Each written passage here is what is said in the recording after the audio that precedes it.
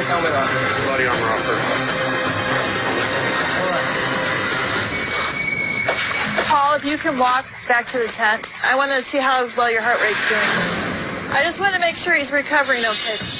Right now, I have no strength to even lift my arm.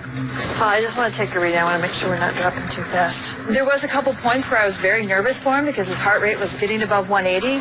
That's pushing his max heart rate. And your heart rate's back down to 92. I'm pretty happy that he is feeling okay. But there was one moment when I panicked a little bit because he just couldn't move. As she was trying to crush the life out of me, she went for my head. I got coil inside my mask. In the moment that the snake started moving towards my head, I thought she was actually going to start eating. Stand by, guys. I felt her jaws locked on my helmet, and I could hear this gurgling of wheezing. But then I felt her let go. And my arm just got into a position where her crush force was fully on my exposed arm. My arm. So I just started to feel the blood drain out of my hand, and I felt the bones start to flex. And when that got to the point where I felt like it was about to snap, I had to tap out. During the brutal encounter, Paul nearly loses his arm to the giant snake, which itself was unharmed during the struggle. So Paul's team are now able to handle the snake and will release it safely back to its environment. Look at that arm, it's just mangled after being in there. Look at that. Just feels dead. Those fingers, they're cold because he wasn't getting good blood very flow. cold, very fast. We took a risk when we took the armor off his arm. He was smart to call it because had he kept going, he could have had nerve damage in his hand and lose part of his arm.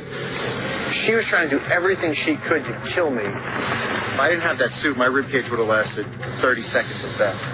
There was at one point where I was down, and the last thing I saw was her mouth just wide open straight at me. It was just like getting punched right in the forehead.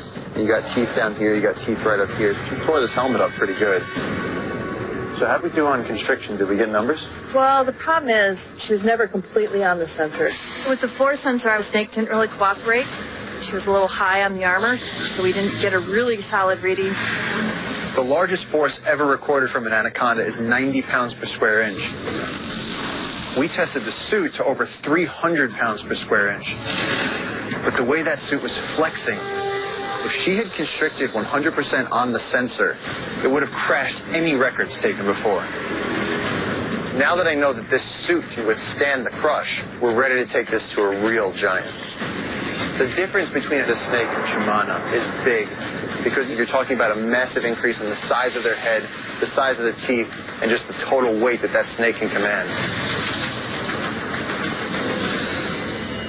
The anaconda is one of the world's largest and most effective predators on the planet. Oh my God, that's massive. And it's critical to the survival of the Amazon, a system that's crucial for everyone on Earth.